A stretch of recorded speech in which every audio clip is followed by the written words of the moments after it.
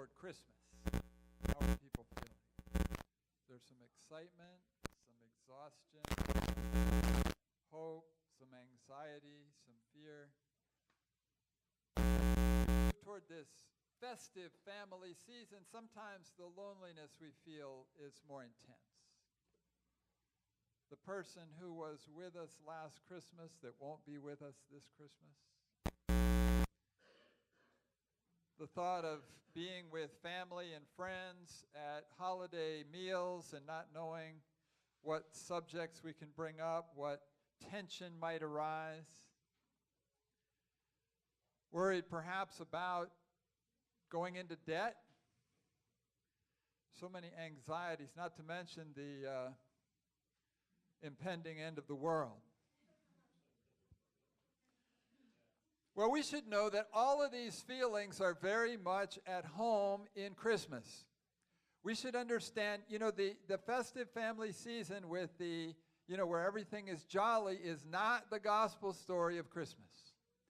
Everything that we're feeling, every fear we're feeling, every anxiety, under the oppression of the Roman Empire, a family far from home, giving birth, family not welcoming them, all of that stuff is in the gospel story. So as we always say on the beginning of Sunday worship is doubly true for Christmas. Bring everything you got, all of who you are. Enter into Christmas, and Christmas will receive you right where you are.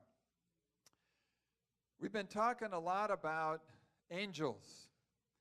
And the angels that come to Zechariah and to Mary bring great disruption. That's a key factor, disruption. There's no fixing, there's no tinkering with, there's no making the empire a little bit better. The angel comes to bring new birth, the birth of a new social order, the birth of a new way of being, the birth of God on earth, the birth of a child.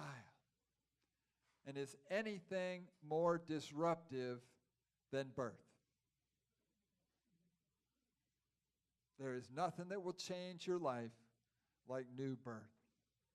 So this morning, I want to ask the question, how do you talk to an angel? We've been looking at angels and what they come at. We've been seeing the clear characteristics of why do I keep forgetting that word? What is it again? Disruption. It's 2 weeks in a row. And I had already said it this morning.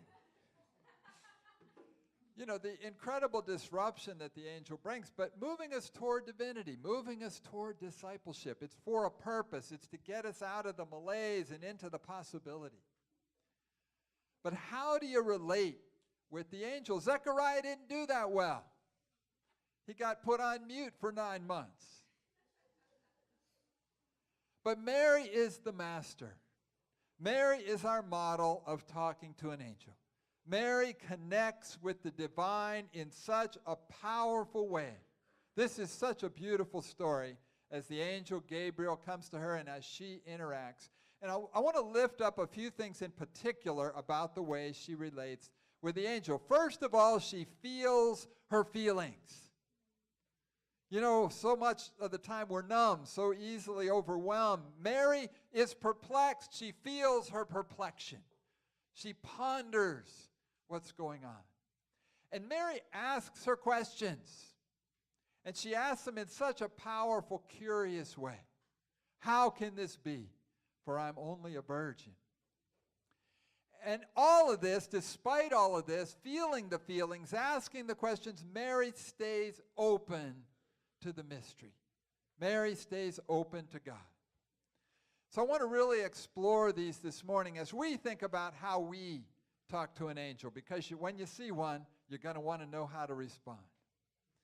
First of all, feel your feelings. It's so easy to be numb. We get so overwhelmed. There's so much going on in our lives, in our families, in the world.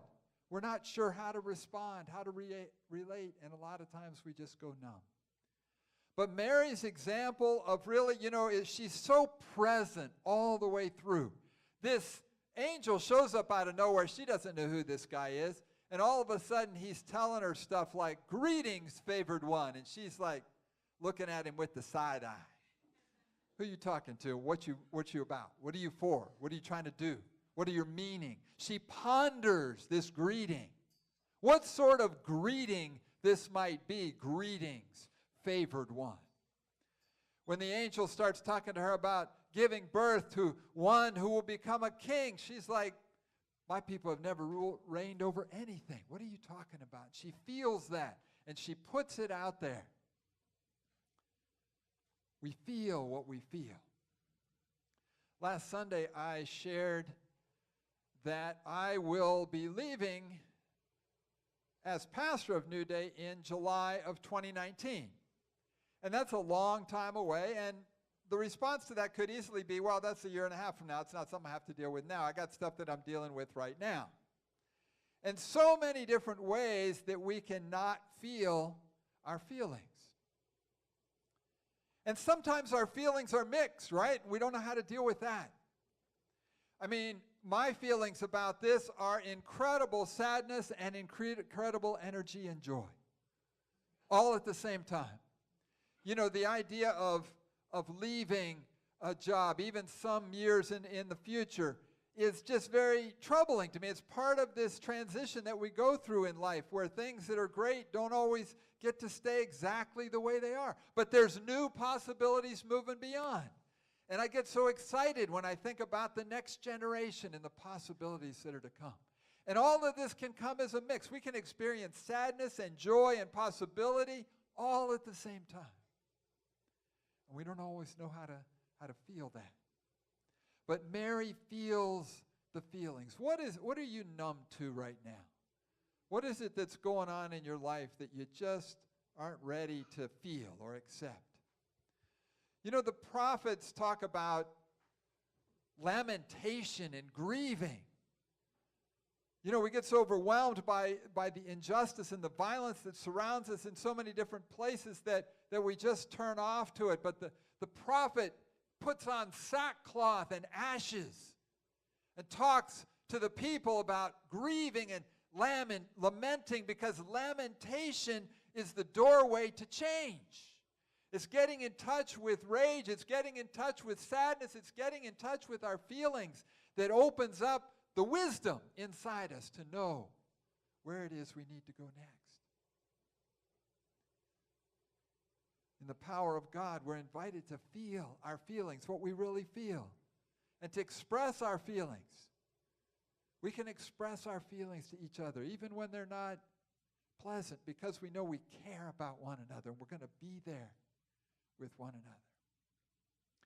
And in addition to feeling her feelings, Mary asks her questions. She puts those questions right out there. How can this be? For I am a virgin. It's an innocent question. It's a curious question. And I'm very interested in comparing her question with Zechariah's question, because Zechariah's question didn't go so well, and her question went very well, and they were almost the same question. But there was a very subtle difference, I think. I think when Zechariah says, how will I know this is true? And when Mary says, how can this be? There's a very different tone. Zechariah is a priest. He's kind of coming from a place of control. He needs to know. How will I know this is true? But Mary comes with a curiosity. How can this be? This week I had a meeting that brought me some anxiety. And a lot of times when we're in situations of anxiety or tension, we're not sure how something's going to go, we may tend to move more toward the control end of things. We may get defensive. We may kind of dig in. But as I felt those feelings and surfaced them and allowed that conversation to flow, I had 3 engagements this week that really turned it around for me, because I could have easily gone into that meeting with feelings of defensiveness and control. But first of all, on Monday, I had a conversation with my daughter Nora, and she was sharing a conversation she had with a friend in seminary where they were talking about the difference between control and curiosity. And that's really where I got this distinction. And that if you can, even in a situation of tension, if you can keep a spirit of curiosity about you, what the possibilities are, that it can open up things that you may not have thought about in the conversation. And then on Wednesday, I had a meeting with 3 colleagues, 3 other pastors, and I was sharing it with them. And that's a great group because you can really just share what you're feeling. And at the end of the meeting, one of the pastors, Lydia, agreed to pray with me. And in her prayer, she said, "Oh God, may Doug just stay open to the power of your Spirit in this time." And I felt something move in my soul. I literally felt something move in my soul. That there's another partner to this conversation. And when I went in on Thursday to have this meeting, it's been it's a conversation that's been going on for years about whether New Day is going to charter as an official United Methodist Church. And I knew it was coming, and I knew it was going to be a rough conversation because that's like the litmus test. That's the point of no deviation. That's the thing that's been kind of the rub for years now. And we're going to have that conversation. And I went in, I was just open to the Spirit. I was carrying that prayer with me. I was carrying that possibility of curiosity. And I just laid it out. I was surprised at myself at how vulnerably and open I laid out the deal. I shared with them, listen, I announced to the congregation last week I'm going to move, I'm going to leave in July of 2019. We've had a lot of conversation. I just don't believe we're going to charter right now. I just don't believe that's what's up for us.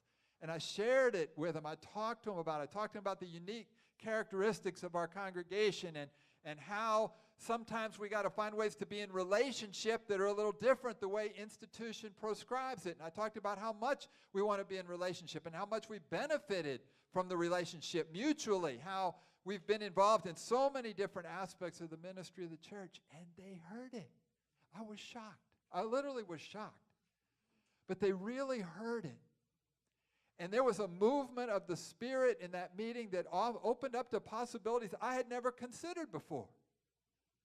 They started talking about the possibility of us maybe being a mission church and what that would allow us to have autonomy and still be in relationship. And I just had never considered. Sometimes there are possibilities in the midst of a relationship, in the midst of a situation that you haven't even thought of yet, that you haven't even occurred to you yet. But going in open to the Spirit of God, feeling the things that we're feeling and asking the questions that are on our minds and staying open to what may be there beyond what we've considered. And it was just such an uplifting and such a powerful and such an engaging experience. Staying open to the power of God. I just loved worship this morning. I'm looking for a miracle. I expect the impossible. I feel the intangible. I see the invisible. The sky is the limit. Just putting that out there. Putting out the promise. Putting out the possibility. And then coming back in with, it's so hard to believe. I mean, putting those two together. Putting the full faith experience together, back to back. One without the other is not sufficient, but in that duality is a fullness and a sense of the faith journey that really speaks deeply to our hearts. Yes, expect a miracle. Learn to see the impossible. Learn to feel the intangible. Go in and just be open. And at the same time, be real about how hard it is to believe. Sometimes I just can't see past what I'm going through. That it's so easy for us to get caught up in the difficulties of an immediate situation that we really can't see the possibilities that are beyond. This is the invitation that Mary brings, and she demonstrates it for us. She models for us how to engage with an angel, how to walk that bridge between the humanity and the divinity that are both very real, the frailty and the possibility, the limitations and the limitless possibilities that God makes available to us. So as we enter into Christmas this year, I invite us to expect a miracle. Expect something to happen. Expect a breakthrough that you may not even see coming. That it may take you by surprise. It may come from a place that you never imagined it would come from. I want to invite us to go into Christmas this year not thinking that we know the script. But being open to the way that God moves is so much bigger and so much more sublime and so much more fantastic than we can ever imagine. I want to invite us to bring to mind relationships, maybe that we've started to give up on. I want to invite us to think about social realities that are so overwhelming that we don't know where to go with them. You know, the idea that scientists are beginning to surface that the flood waters, the oceans, may be beginning to flood New York City as early as 2050. I mean, they're overwhelming realities we face, and there's no question about that. But the Christmas story brings birth, new birth, something you never saw coming. Humanity and divinity together open up a way that is beyond what we've considered before. So just allow your questions to surface. Feel the feelings that you're feeling. And allow ourselves to stay open to the way God is moving in your life, in my life, in our life together. Gracious God, merciful God, loving God, we're looking for a miracle. We're looking for a breakthrough, God. It's what we desire deep in our hearts. We want to know you. We want to be who you're calling us to be. We want to be able to say with our sister Mary, here I am. Let it be with me according to your word. Let it be with me according to the fullness of your possibility for me. Gracious God, we are your people, and we open ourselves to your way, to feeling what we feel, to saying what we need to say, to asking what we're not understanding, and to just watch and wait and look for you and receive you when we encounter you. In Jesus' name we pray. Amen.